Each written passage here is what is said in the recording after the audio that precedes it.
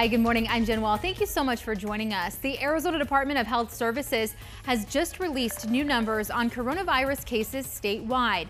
DHS is reporting there are now 14,897 confirmed cases. That is 331 new cases reported today and 747 deaths reported. Fry's Food Stores and the Little Clinic have extended its free drive-through COVID-19 testing at Tempe Diablo Stadium. The expanding testing runs an extra 5 days, starting today through Saturday and next Wednesday through Saturday from 8 a.m. until 1 p.m. There is no charge to being tested. Results should come in within about 48 hours. For information on registration, head on over to 12news.com.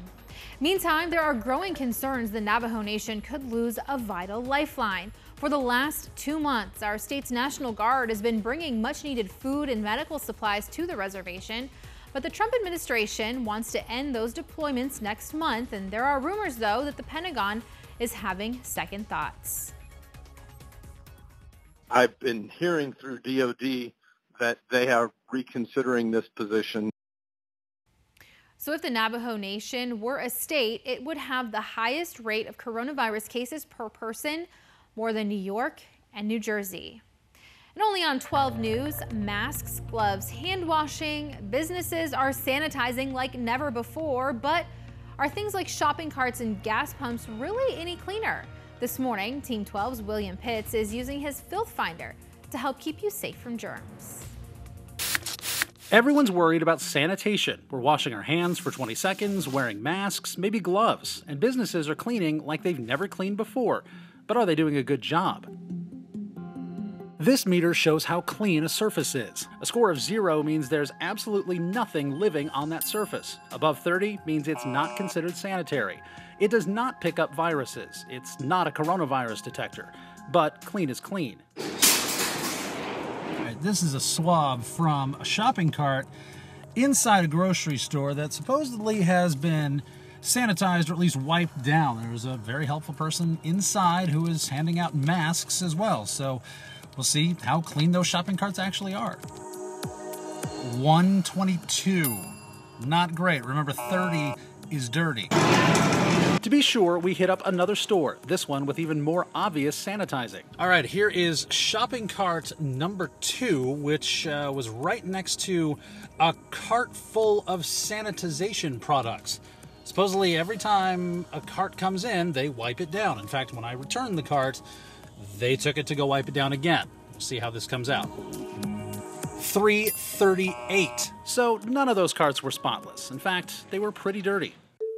Next, things you touch every day, gas pumps and keypads. Now, in the past, gas pumps were some of the dirtiest things we had ever tested, coming in over 3,000.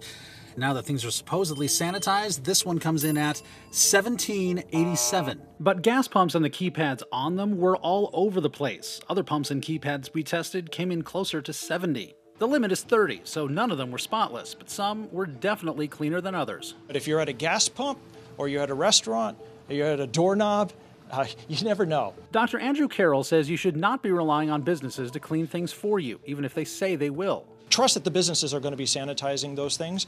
But if you have the ability, the opportunity, ultimately the responsibility for being safe is yours. And there's something important to remember. Sanitizing will not make you healthier. So it doesn't matter how much you sanitize things, your natural protection stays the same. Meaning no amount of sanitizer is going to give you immunity to anything, much less the coronavirus. But it can keep you from getting the virus in the first place. So we're not in a spotless world, even now that people know how important it is to be clean. The job of keeping you healthy is up to you. William Pitts, 12 News. All right, thank you, Will. Great information there. Today, we are expecting to learn more about U of A's plan to reopen this fall. The university's president says this will be the first in a series of updates. U of A says it is going to create a task force to oversee the plan, which includes a test, trace, and treat strategy for students, faculty, and staff. Well, let's take another look at the new totals of coronavirus cases just released by the Arizona Department of Health Services.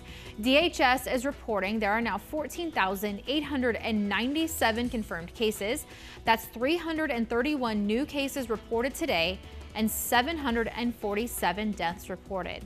Taking a closer look at the numbers here in Maricopa County, according to the County Health Department, there are 7,552 confirmed cases. 343 people have died, 973 people are hospitalized, and 271 are in the intensive care unit. Don't forget, you can always find the latest information surrounding the coronavirus and how it's affecting Arizona on the 12 News app. It's free to download if you don't have it already. Well, thank you so much for joining us for this latest update. Have a great day and stay safe, Arizona.